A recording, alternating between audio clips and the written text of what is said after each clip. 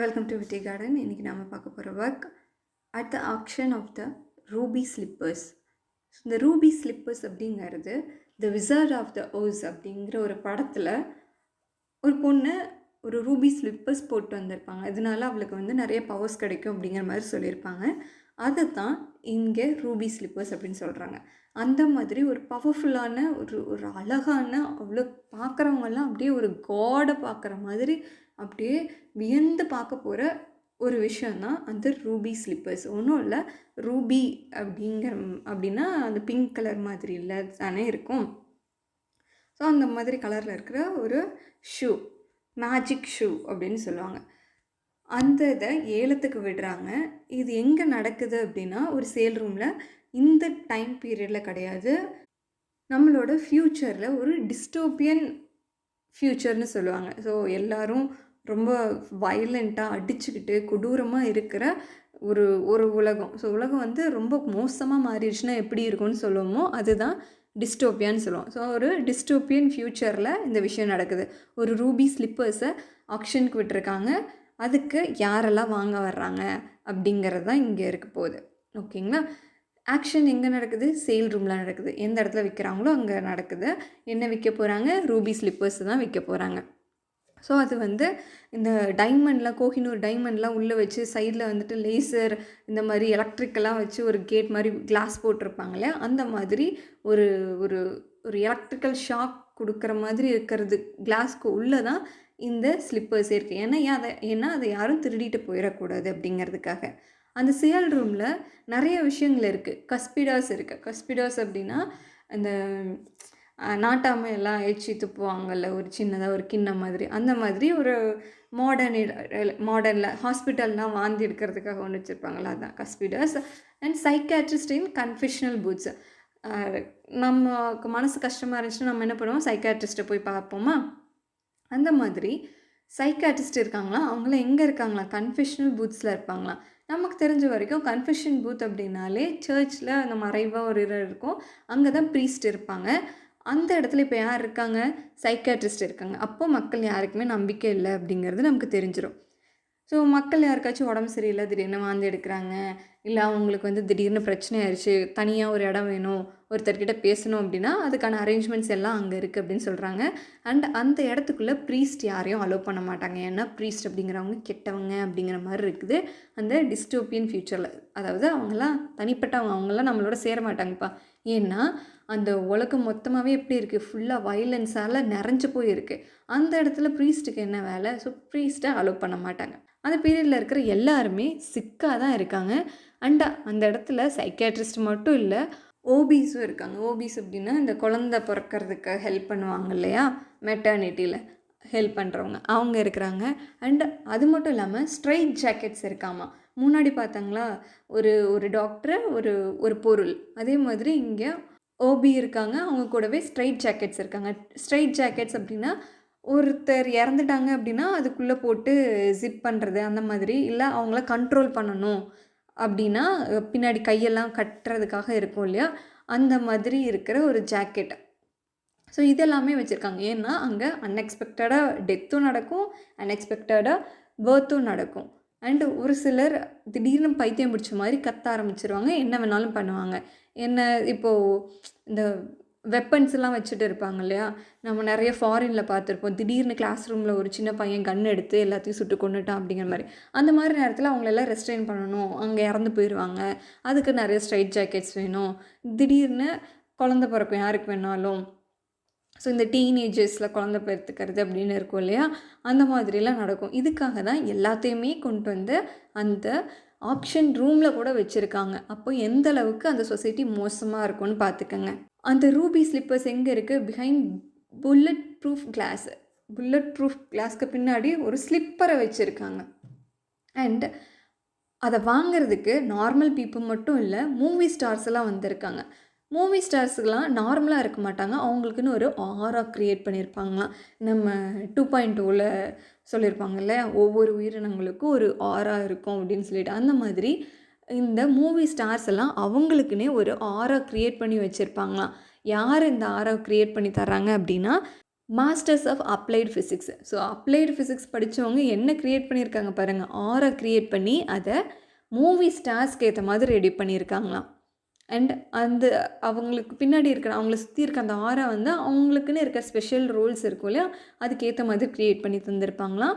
And அது மட்டும் இல்லாமல் அந்த ரூம் ஃபுல்லாகவே மெமரபிலியா ஜங்கீஸால் நிறைஞ்சிருக்கான். மெமரபிலியா அப்படின்னா நம்ம இந்த ஜீன்ஸ் படத்தில் வரும்ல, ஐஸ்வர்யா வந்து அவங்க சாப்பிட்டு போட்ட சாக்லேட் கவர், வெத்தலை காம்பு, பேட்ரி, அது இதுன்னு எடுத்து வச்சிட்ருப்பாங்க இல்லையா, அந்த மாதிரி தனக்கு ஞாபகம் வச்சு கனெக்டடாக இருக்கிற பீப்புளோட என்ன யூஸ் பண்ணி தூக்கி போட்டாலும் அதை எடுத்து கலெக்ட் பண்ணி வச்சுக்கிற ஜங்கீஸ், நிறைய குப்பையை சேர்த்து வச்சுருக்கிறவங்க.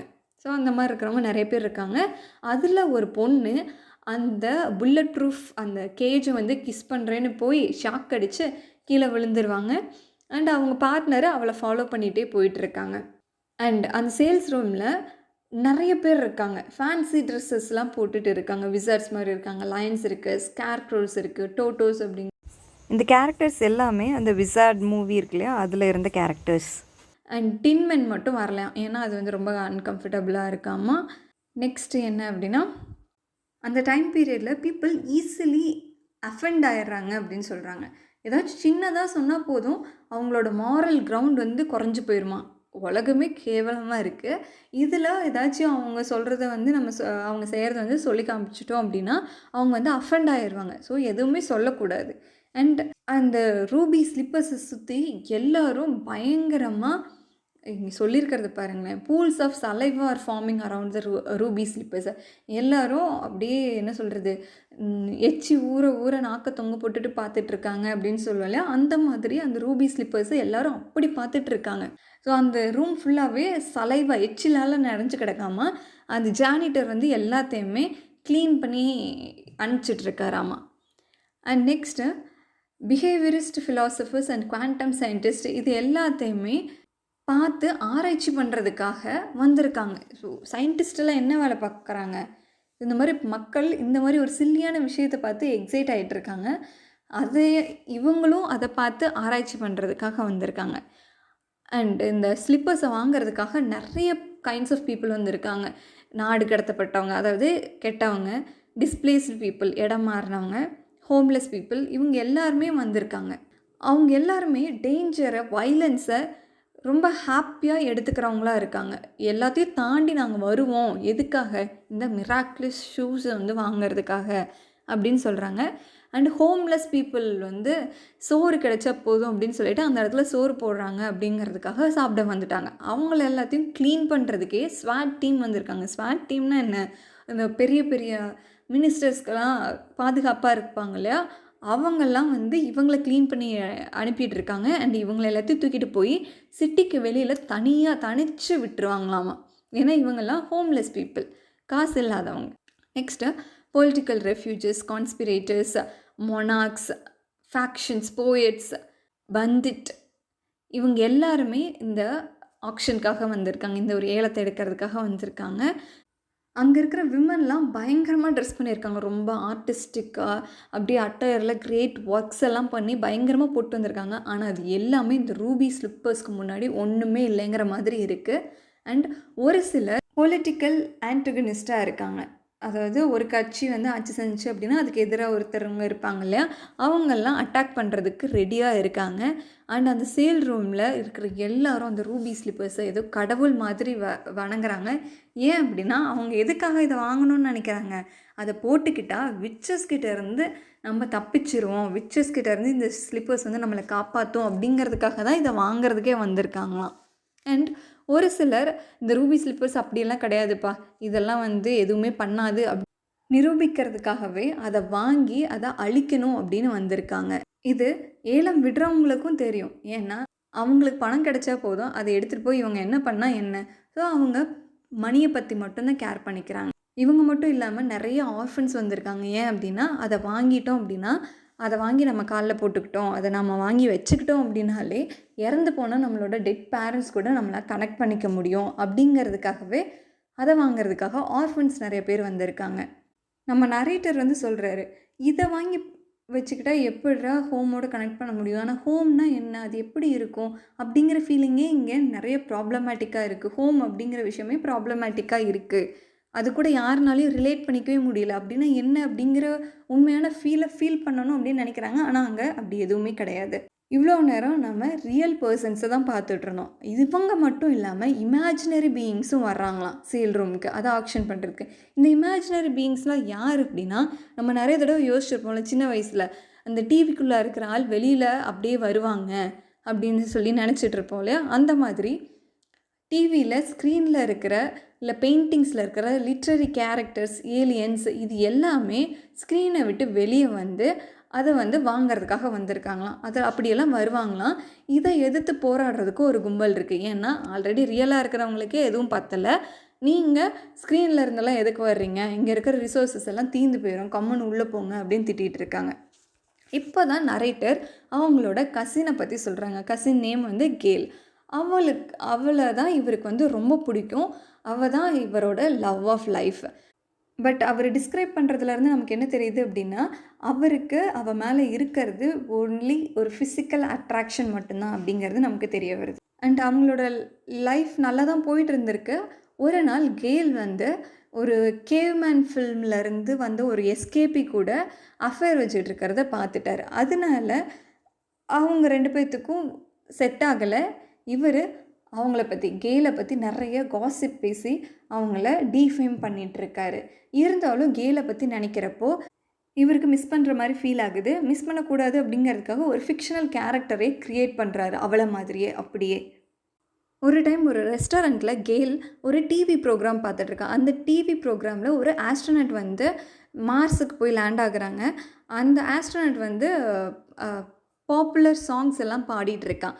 அதை பாடுறப்போ இவ அழுக ஆரம்பிச்சிடுறான். அந்த ஆஸ்ட்ரோனட் வந்து திருப்பி வீட்டுக்கு வரலையே அப்படின்னு சொல்லிட்டு இவ அழுக ஆரம்பிக்கிறான். அதனால இவர் இந்த நரேட்டர் என்ன பண்ணுறாரு அப்படின்னா, அவளுக்காக இந்த ரூபி ஸ்லிப்பர்ஸ் வாங்கி தருவோம். அதை வாங்கி தந்தோம் அப்படின்னா அவள் ஆசைப்பட்ட மாதிரி மேபி அந்த ஆஸ்ட்ரோனட்டை வந்து திருப்பி அவள் கூப்பிட்டுக்கலாம். ஸோ அவங்க 2 பேரும் ஹாப்பியாக இருப்பாங்க அப்படின்னு நினச்சி இவர் வாங்கிறதுக்காக வந்திருக்கார். அந்த கிராண்ட் சேல் ரூமில் அந்த ரூபி ஸ்லிப்பர்ஸ் மட்டும்தான் இருக்கா அப்படின்னு கேட்டால் கிடையாது. அந்த ரூமில் தாஜ்மஹால் இருக்குது, ஸ்டாச்சு ஆஃப் லிபர்ட்டி இருக்குது, Alps, Sphinx, wives, husbands, state secret, human souls என்ன இல்லை எல்லாமே இருக்குது.